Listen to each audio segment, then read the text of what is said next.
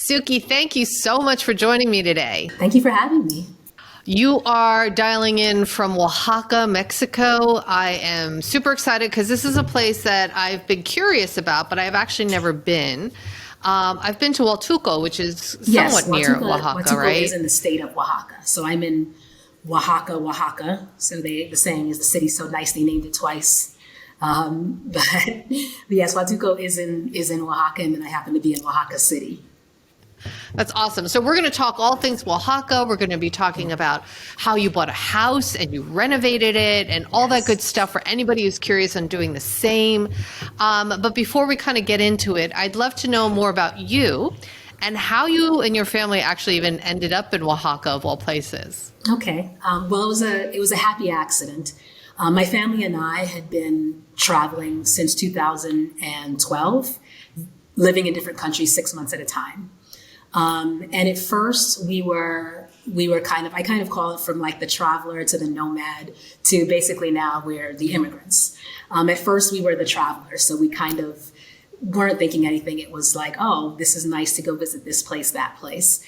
When we got to Panama was when we started thinking to ourselves, oh, we could legitimately relocate and move to another country. And we hadn't quite decided where. So we were kind of identifying, during this time, I was basically creating this checklist. Now, the interesting thing about a checklist is you think to yourself, you start off with the checklist, but I think we went a little backwards. It was more like, oh, this doesn't work. Check, Oh, right. I realize I can't live without this. After I lived in a place with no library, no museums, I realized, oh, I need museums and I need libraries. Sometimes you don't know everything about yourself until you go through the journey. So right before we came to Oaxaca, our intention was to move to Medellin, Colombia, and a little bit outside of it, so Sabaneta. And we had everything mapped out. We had looked at my son's school. We even looked at fincas that we, potentially wanted to buy. I started the process of starting a business there, so everything was, in the works. And then, of course, as it happened to everyone, COVID happened. At the time, we happened to physically be in the States because we went back for a few months to send my son off to college. And I was one of those people. I was like, oh, no, you can't keep Americans down. The border will open any day. And it was like month 1, month 2. By month 3, I was like, oh, I think this is real. I think what's going on? I think that we actually can't go. And because we weren't residents of Colombia yet, they were only letting citizens in. And we had reached the point where, my husband and I, we said, we have to go somewhere, like just to wait this out. And I'm a person, I need warmth. I'm done with the cold. I lived in Pennsylvania, 3 feet of snow. I've seen more snow than I need to see in my entire life. But I was willing to go to Greenland. I was like, wherever, Iceland, Greenland, take me. We just need to go. Turns out, though, I didn't have to go cold. My husband's doing some research and he comes across Puerto Escondido in Oaxaca. Now, just like you, I didn't even know I was in Oaxaca. I did a little bit of research on Puerto, and our thinking at the time was, we just need to get to a beach and just be one with ourselves. Like, that's it. We've been confined for a little bit and we just needed to see the water and the sand, and that was it. So we're in Puerto, and 3 months in, I'm still not thinking we're going to stay in Mexico. Colombia still hadn't opened up its borders, and we couldn't really work though because the Wi-Fi at the time was horrible. It's supposed to be better now. A lot of people have Starlink, but at the time the internet would go out.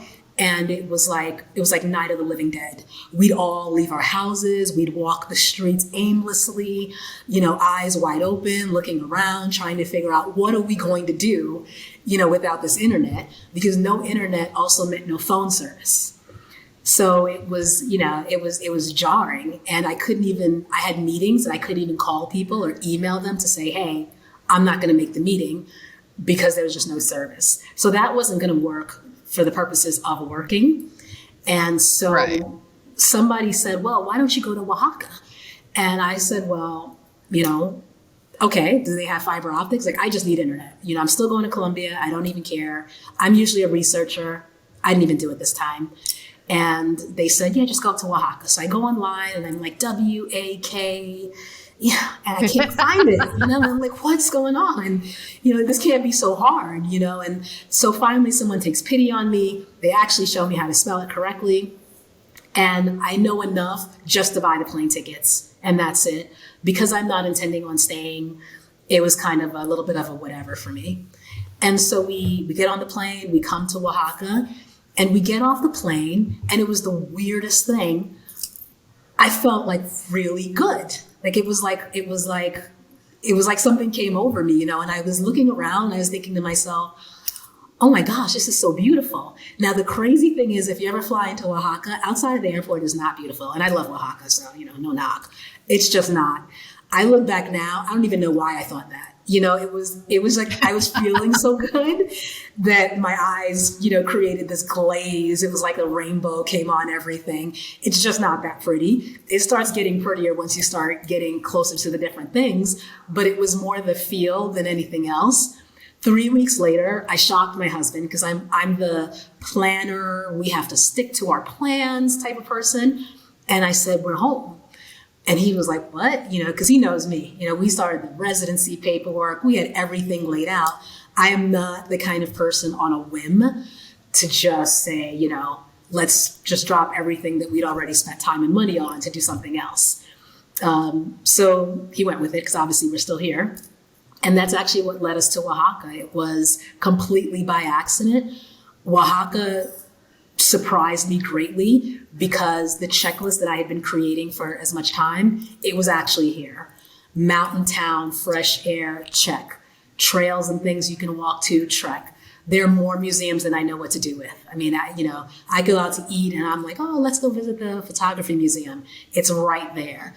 I'm a foodie. I love food, and bless Oaxaca, they love food too. So it is fantastic. One day I might go to an Israeli restaurant, next day Indian. If I want to eat, and I'm like, oh, I want to go high end, I can go to the chef's restaurants in Jalaclaco and do a 7-course meal. Just a side tip for you, if you ever do it, don't pay for the drinking part with the meal because they bring you a massive amount of alcohol. It's like 7 different alcohols. And you do it because you paid for it. But really, by the 5th course, they've got to roll you out of there. So best not to add that part to your 7-course meal. But it was just, everything was here. It fed like the cultural things that I was looking for. I personally don't need things to be too modern. I don't think we have a Sephora. Someone asked me the other day. We don't. We have a mall. I don't go often. I do kind of get all my things from local people. I go to the villages, things like that. They are the modern things. I probably just don't partake in them as much. But what I've loved about Oaxaca is I can invite people here and people come visit me and we can live the Oaxaca world that's best for them. If they want to go to Temizcal ceremonies, we can do that. If they want to go and do just the, high-end restaurants, 7-course meals, that kind of thing, we can do that. We can go to the theater. I'm actually going to go to the theater next week because they have, I think it's Aladdin or something coming. So it really has all of the things for you. And I feel like I'm doing a Oaxaca commercial on you, shame on me. But one of my favorite parts, I can't leave without saying this, I love when they get married at the Santo Domingo Church. It is the best. Every Friday and Saturday, there's a wedding and you just go and you just sit there. Then the bride comes out, they come with the thing and everybody's dancing. And then sometimes it's a parade. And so you join the parade and you just join the wedding. And it's like the best. You can go to a wedding every week, Friday or Saturday, if you've got nothing to do. You're like, you know what? I'd love to see a wedding.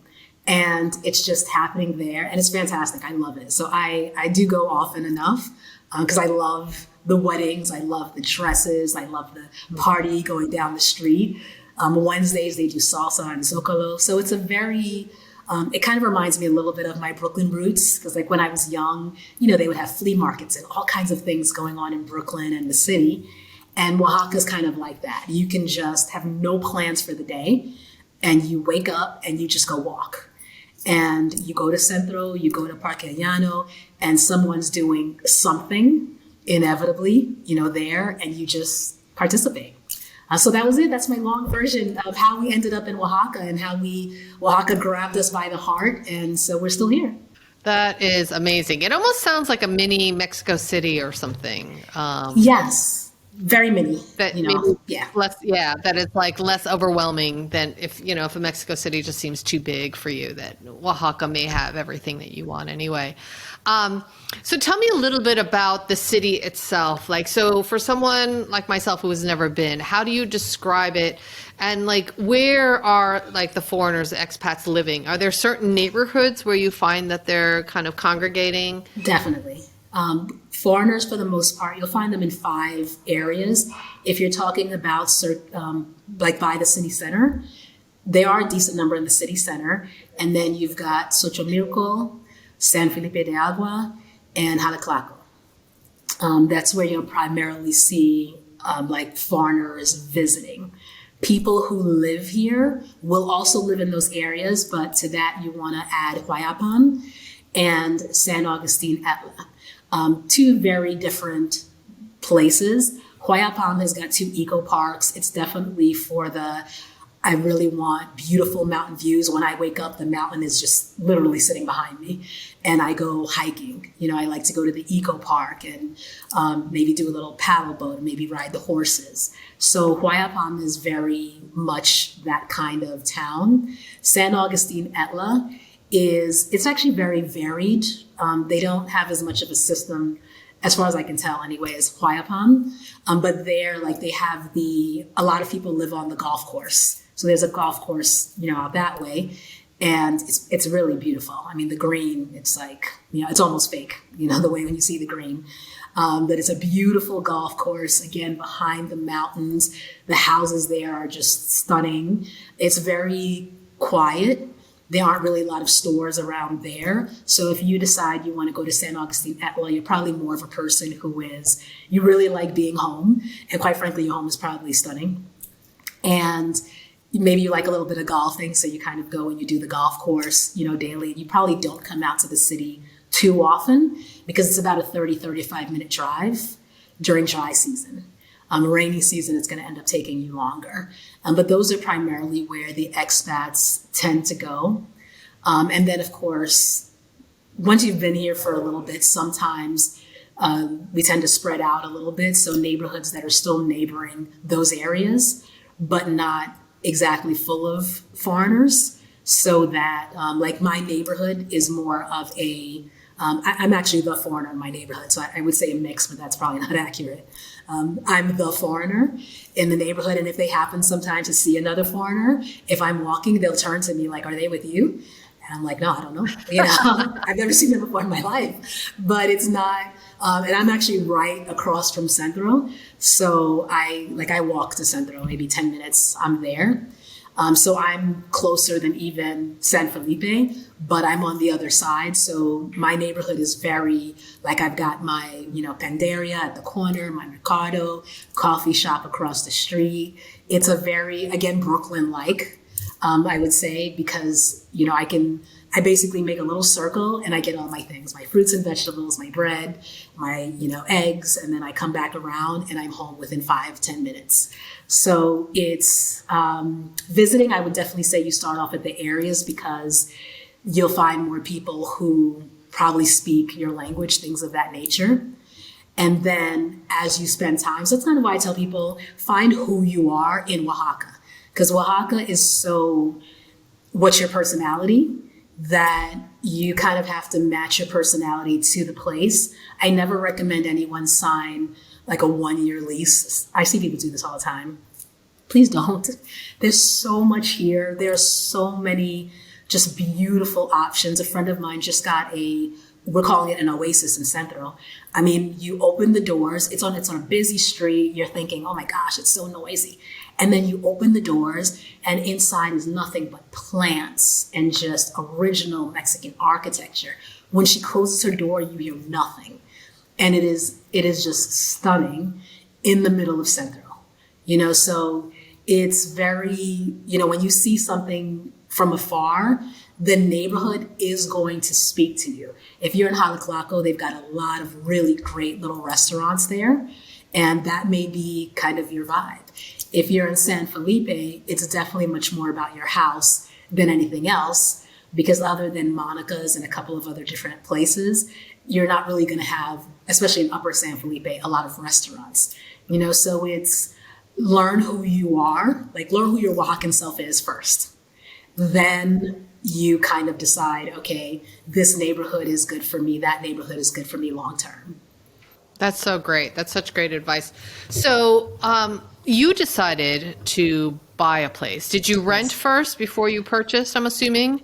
Definitely. And how was that buying process like for you?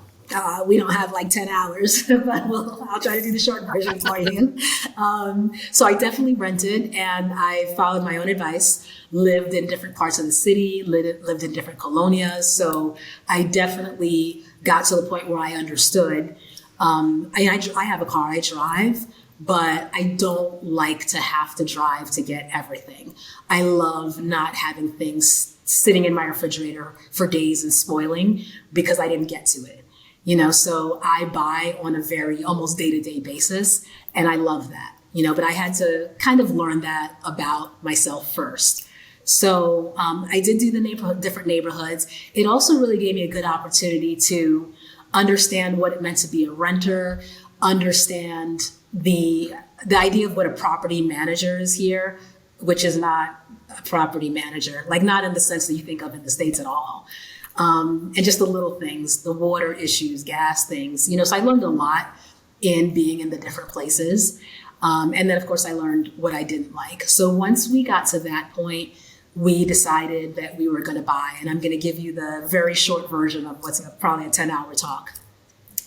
So one, because we don't have a centralized system, and it's not particular to Oaxaca, it's really all over Mexico. There's not a real like MLS, the way that you expect in the United States. So, and this is my fourth house, 3 in the States, is my first one in Mexico.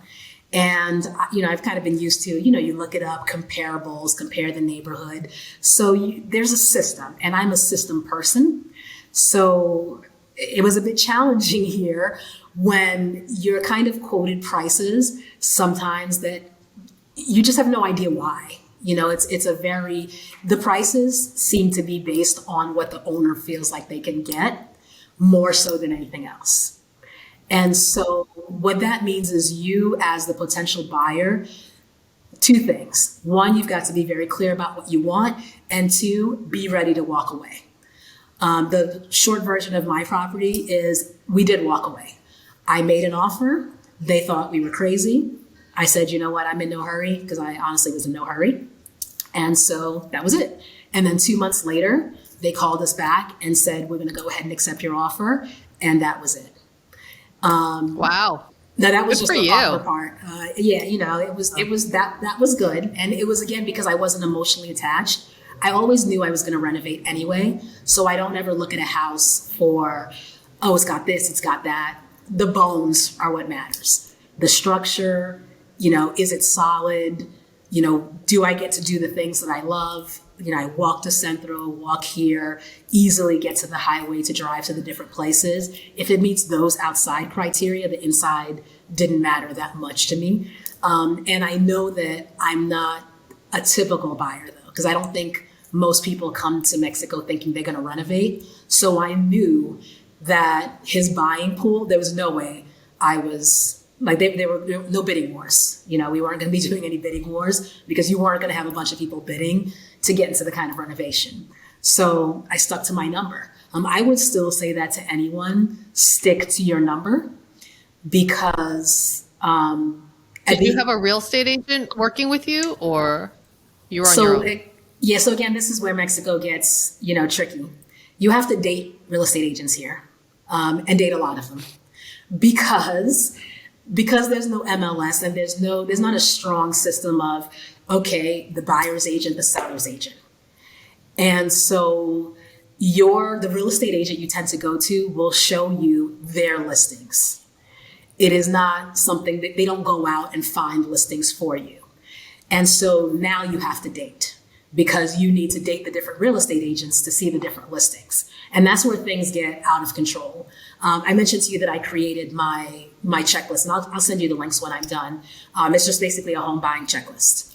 And I created it because I was talking to 3-4 different realtors, and sometimes they would show me the same property because the owners have no loyalty when it comes to realtors at all. They will absolutely list their property with 10 different realtors. And so some realtor would say to me, "Oh, Suki, I've got this great option. Let's go." And I wouldn't ask for the address, and I find myself at the same place that I saw last week. And then it just got confusing. Who am I? And I can't say I've dated a lot. My husband and I are high school sweethearts, so I don't have a lot of dating experience.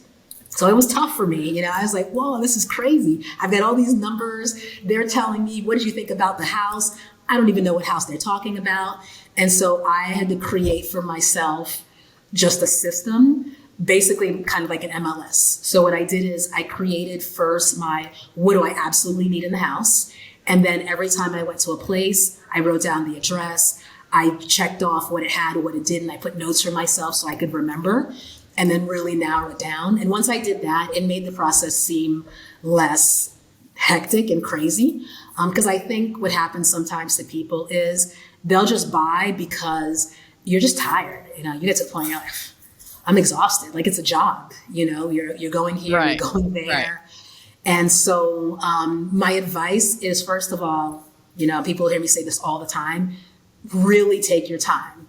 Even just here in Oaxaca, I'm watching properties go up literally every day. Land, we have all this land that's available. You're not going to lose your dream house. Do not be pressured at all into a number or a deal that's not right for you. So that's kind of the number one. And the math has to work. Don't lose your shirt. It's got to right. work financially. But the good news, and this is because I'm a homeowner in the United States too. My house here in Mexico is the same cost as the house in the United States. Yet my taxes here are 1% of my taxes in the States. So you're I know. Literally 1%. Yeah, literally 1%. Like I pay it with joy. I sometimes I'm like, can I pay for a few years just so we don't talk anymore for a little bit? It is the difference, because some people will ask, well, why did I buy Mexico at all? Probably because of my experience, owning. One, it is very true that rents here rise exponentially every single year. If you look at your rental contract, and you really should look at your rental contract, don't just sign. If you look at it, you will notice most of them have a provision that says your rent will increase if you stay by an average between 7.5 and 11%, or some of them will say will increase based on the rate of inflation. Irrespective, almost every rental agreement here has built-in increases. You start doing that over time, especially if you're going to stay somewhat permanently. It doesn't make sense to continue renting, especially when you consider your maintenance costs. I paid my taxes the other day. It was $246. What it costs for the year. That's correct. With joy, I paid them. It was like I went out to eat after. It was like a joyful time for me. And I was like, this is so wonderful. No one can say that here. Yes. And the cost of maintenance, I actually have someone who's on my payroll that I pay to basically keep the maintenance going in my house. The cost of maintenance is nothing like what I have in the States. So just to give you perspective, I have renters in my house in the States, and I had to have the hedges done. I paid $475 for the hedges. I nearly passed out. I didn't go out to eat that day. I would have paid, at best, if I paid $30, $40 here, that would have been me just being excessive. Like it would have just been excessive. I mean, the hedges look great. No knock on the man who did it.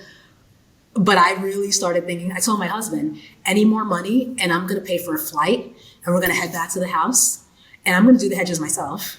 And then I'm going to fly back, because when I do the math, it's the same money anyway. I might as well go look at the property, while I'm there, because there's a number where it starts really becoming outrageous, where I'm like, it's worth a ticket. Let's just get the whole family down there and let's just go take care of it ourselves. So your it's the maintenance costs and the cost of upkeep and things like your electricity. Here we don't have a heat problem at all. It's basically 70 degrees, 75 degrees on average all the time. So there's no real need for AC. And I have a little heater that could, but that's just because I run cold. So your heating bill, your electric bill, I look at the other bills when I do my math, and the math is just incomparable. What it costs me to maintain here is nothing compared to what it costs to maintain the house in the States. And so that's why for us, once we knew we were staying, it made sense to buy. Right. That's amazing. So in terms of your renovation, what kind of renovations did you do on the house? We just gutted the whole thing, and we just, I was going to say the whole thing. Well, yeah, we did the whole thing. I mean, we obviously didn't take down the load-bearing walls and the structural walls. So that was important. And we did work to keep to work within the structure. So it was a process. I mean, again, we would have need 10 hours. But again, Did I you try work to be with an systematic. architect Yes. Did you work with an architect and a contractor? We did. So again, good advice for you also. Take notes. Architects in at least this part of Mexico almost want to serve also as your contractor. I'm going to give you the very short version. Don't do it. Your architect should be just your architect. Pay for your architectural plans, both the visual, so you should pay for 3 plans. Your visual plans, your plumbing plans, and your electrical plans. Just pay it outright and walk away from your architect, because the architects here will work with contractors, but depending on who you get, they're not necessarily so invested in keeping your costs down. And they honestly don't know more than you when it comes to where do I get the best deals for tiles and all of that. Like you're a foreigner, they're going to Home Depot. You can go to Home Depot. You don't need anybody to go to Home Depot for you. One of the mistakes that I made and then corrected kind of halfway through the project was I should have, 1, separated out my architect from the contractor. 2, I should have asked for a detailed line item of cost of work plus cost of materials. What that would have done, had I done that, is I would have recognized when I looked at what he budgeted for materials, the cost didn't make sense because the quality of materials I was looking for could not possibly cost that. It was actually going to cost more. So I ended up going over budget, and I've renovated before, so I know the deal. You're going over budget no matter what you do. Nevertheless, I went over budget by more than I should have because I didn't really insist on those numbers. And it's like weird here in Mexico, at least in Oaxaca, everyone's happy and optimistic. So you're happy and optimistic. So, you're just kind of going with it. It's like, oh yes, we can do this for 2,000. And I'm like, yeah. But we don't actually go and look and see, can we really do this for 2,000? Because we're just talking right now. Have we actually gone and done the numbers? And we didn't. And so by not doing the numbers, it definitely cost me in the end. And so I definitely recommend to people, do the numbers, know that you're going to have to bring out your inner micromanager. I am not a micromanager by nature. I pay you to do what you want to do, you need to do, and I walk away. You cannot do that here. You have to tap into your inner micromanager. It is very cultural. The concept of the boss and someone watching over you is very strong here.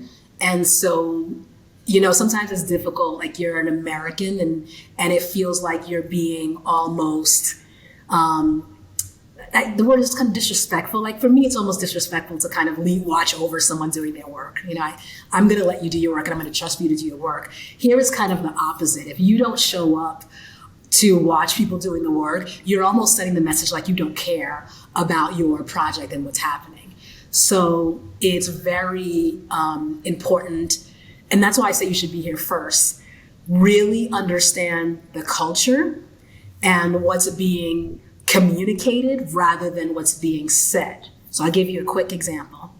There was a point with my architect where I was very angry, and he did my impermeabilizante. It's like waterproofing, and it was definitely not done correctly. Like even I could see it was not done correctly, and it was horrible. And I was pretty angry because I was like, I shouldn't be telling you this. So first I realized I didn't know the word for angry because no one ever uses it. And then I realized, because I was like, because I know people get angry. Like, what do they say? Like, is there not a word for pissed off? So I just don't know the word. And I have been paying attention to other people and other interactions. And I found that at least here, people don't say they're angry, they say they're sad. And that's how they're communicating their anger. And so I did it. I was like, I am very, very sad at the way this work came out. I was so sad I couldn't sleep, so I did the whole thing with him. And he completely understood what I was saying to him. He was like, I'm really, really sorry. I know you're upset, and what have you. So he got what I was communicating, even though in my mind what I was saying was bizarre. I wasn't sad at all. I was pissed off. There was no sadness. Yeah. So that's why I just say it's important to be here, communicate, understand where you are, if it works for you, etc. What about the language barrier? So, is your Spanish proficient? Do you need to, is it good enough to do Google Translate or whatnot if you can't speak Spanish? Yeah, if you can't speak Spanish, it's okay. I would say that speaking Spanish actually saves you money, and even if it's not great, here they're very tolerant. Sometimes I have, I don't know what a thing is called, and I'm like, ¿cómo se dice? So the other day I was looking for a cutter, and I don't know how to say cutter in Spanish. So I said to my contractor, ¿cómo se dice este? And he says, cúter. I was like, this is ridiculous. That's like cutter with a Spanish accent. This is crazy, So you really, they're just happy to tell you, and they'll work with you on the accent and all of that. I did find that learning the language of building was really important. You can get by, but I would say that the language barrier will end up costing you, because you therefore you go from being a person to a bank account. And when you try to learn some Spanish and at least show them you're making an effort, you move from bank account to person.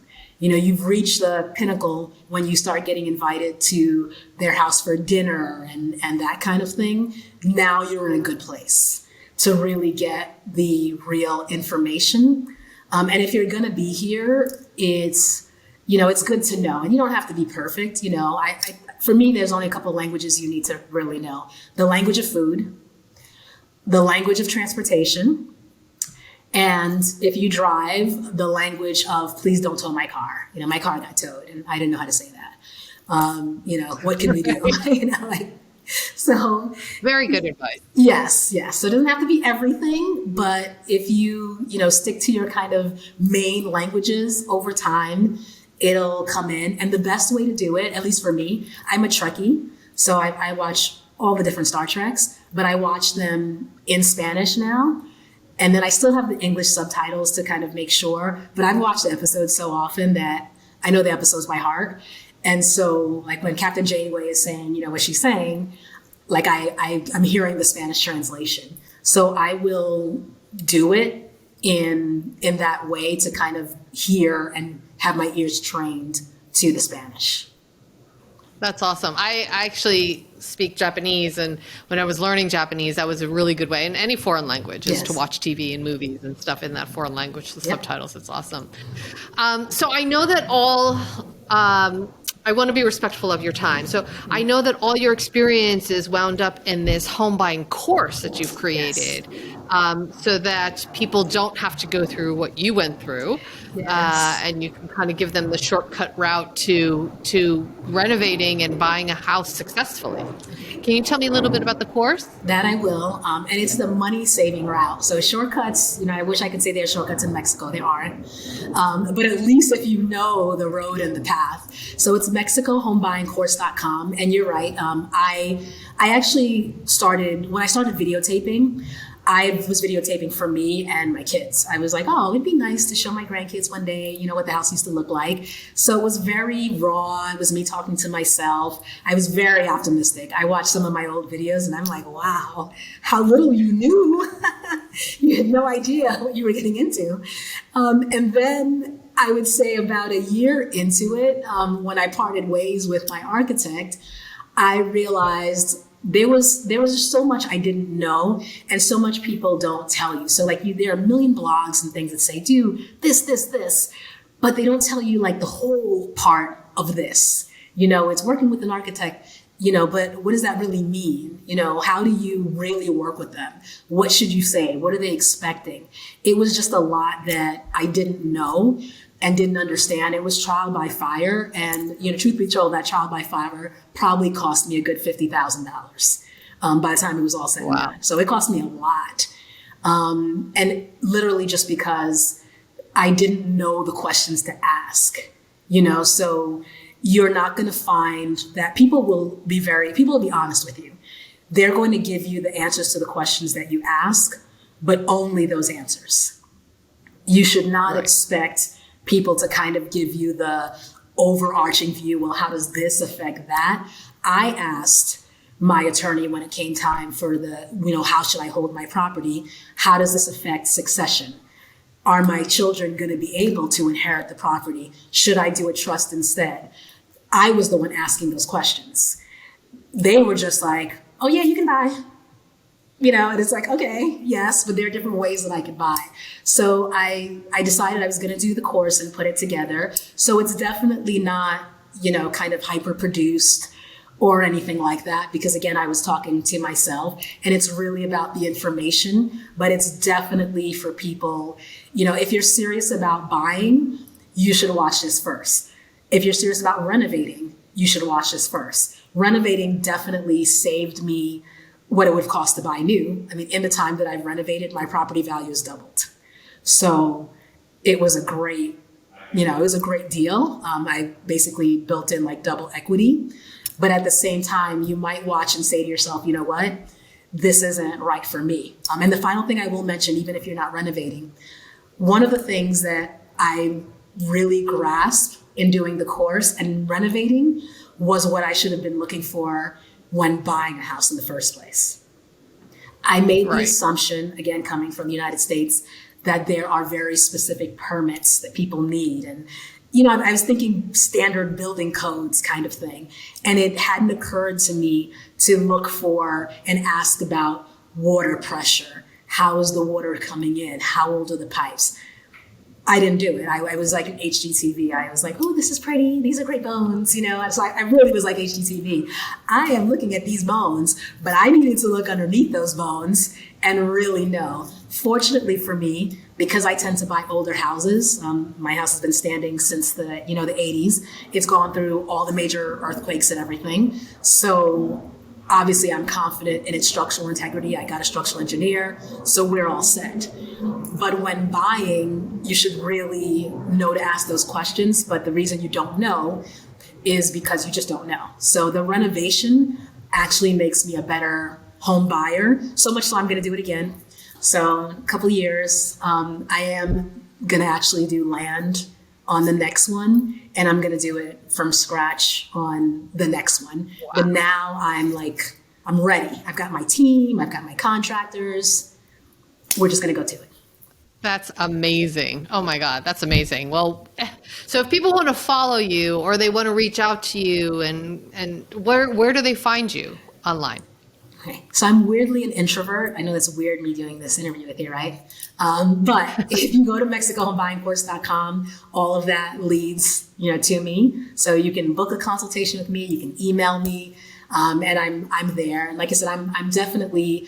I tend to, I keep the blog up to date, and the blog is based on questions people ask me. So if someone asks me a question 2-3 times, I'll legitimately write a post about it. And then, so don't be offended if you send me a question and you see a link. I'm not trying not to answer your question. It's just that someone's asked before and I've written about it. And so I figure it's just easier to disseminate the information. But it's been really, really great. I'm really happy for the happy accident that was Oaxaca. And, I look forward to, this Oaxacan home. That's so awesome. Suki, thank you so much. This has been amazing and so valuable. And I can't wait to go to Oaxaca and we'll go and have dinner together. Yes, definitely. There's so many places. Oh, all right. I can't wait. Look forward to it.